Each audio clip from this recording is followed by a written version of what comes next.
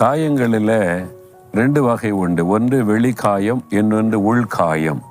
வெளியில் உண்டாகிற காயம் என்பது ஒரு விபத்து ஏற்படும் போது அல்லது ஒருவர் நம்மை தாக்கும்போது சரீரத்தில் உண்டாகிற காயம்.